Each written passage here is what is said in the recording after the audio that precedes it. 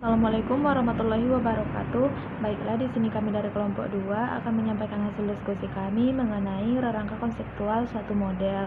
Nah, di sini saya akan membahas apa itu rangka konseptual FASB, model FASB, yaitu merupakan suatu model hasil perekayasaan yang dapat dijadikan acuan untuk pengembangan rangka konseptual baru dalam konteks lingkungan yang berbeda. Nah, apa itu tujuan pelaporan keuangan?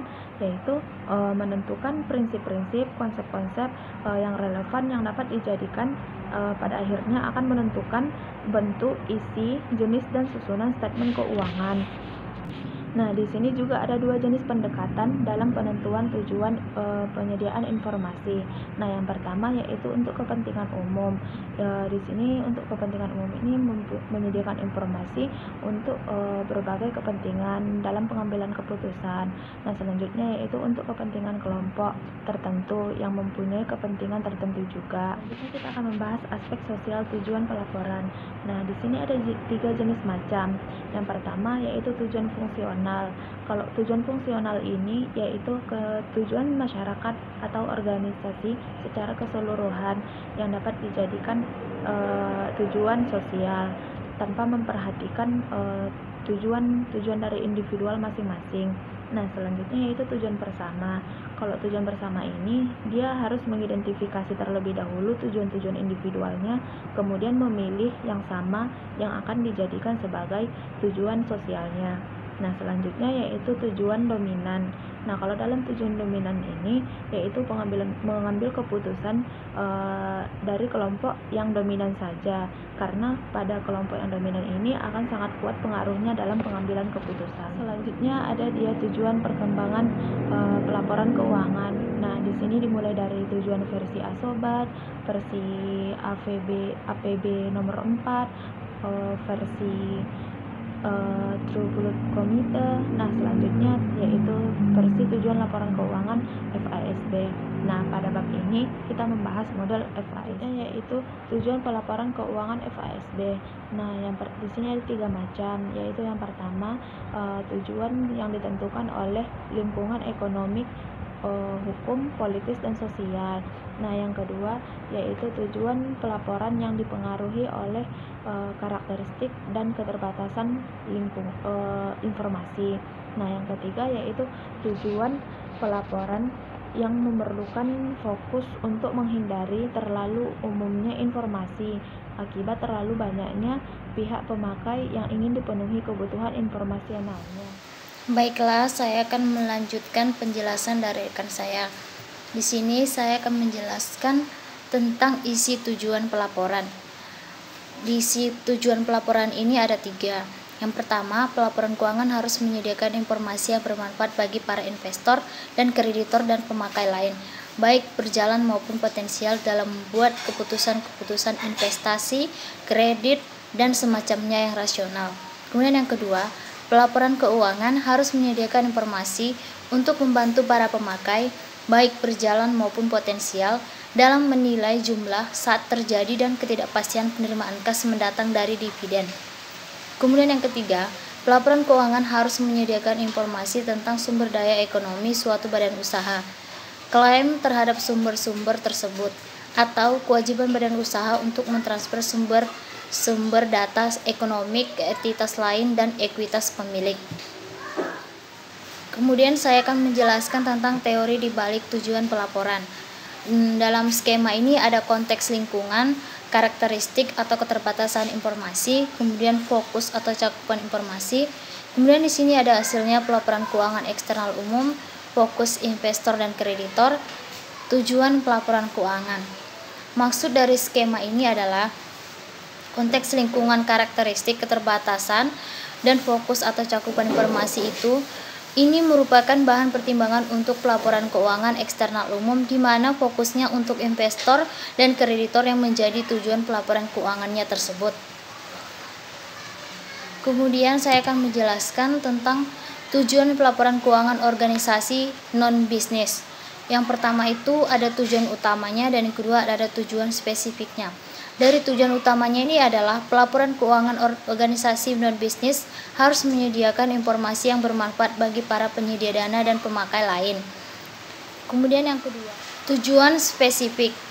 Tujuan spesifik ini ada terbagi 3. Pelaporan keuangannya ini harus menyediakan informasi untuk membantu para penyedia dana dan pemakai, baik berjalan maupun potensial, dalam menilai jasa-jasa yang disediakan organisasi dan kemampuannya untuk terus menyediakan jasa-jasa tersebut.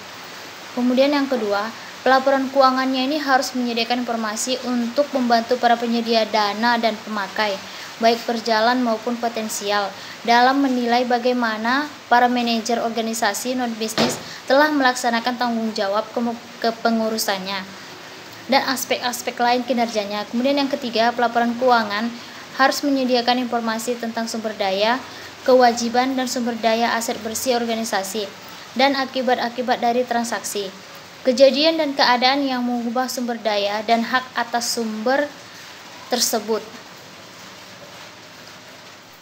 Assalamualaikum warahmatullahi wabarakatuh. Baiklah, di sini saya akan melanjutkan pemaparan dari teman saya sebelumnya. Di sini saya akan membahas perubahan posisi keuangan, di mana perubahan posisi keuangan ini terjadi karena 3 hal. Yang pertama itu kejadian, keadaan, dan transaksi.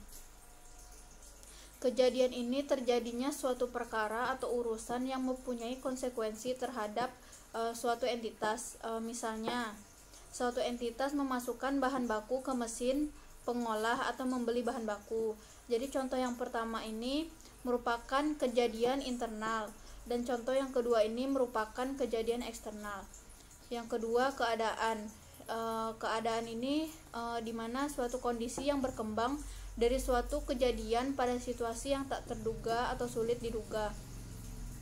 Jadi keadaan ini biasanya bersifat random, tak terantisipasi, dan biasanya bersifat darurat atau istimewa.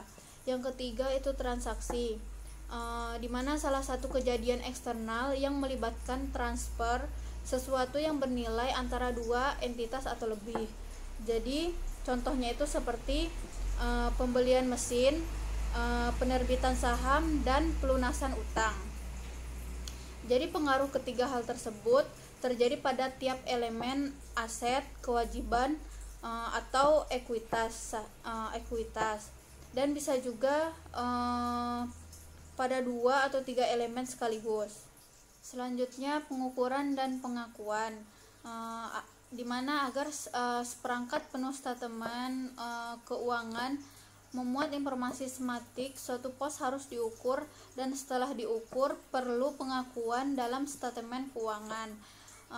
Agar secara teknis penyusunan statement keuangan ini dapat dilaksanakan dengan mudah, jadi diperlukannya sarana berupa buku besar untuk mencatat hasil pengukurannya. Selanjutnya itu pelaporan dan statement keuangan, di mana pelaporan keuangan dan statement keuangan ini memiliki tujuan yang sama, tetapi suatu informasi ini akan lebih baik disampaikan melalui statement keuangan itu sendiri. Selanjutnya itu seperangkat statement keuangan, di mana jenis statement keuangan dan informasi skematik yang dikandung. Jadi seperangkat statement yang terdiri atas beberapa statement di atas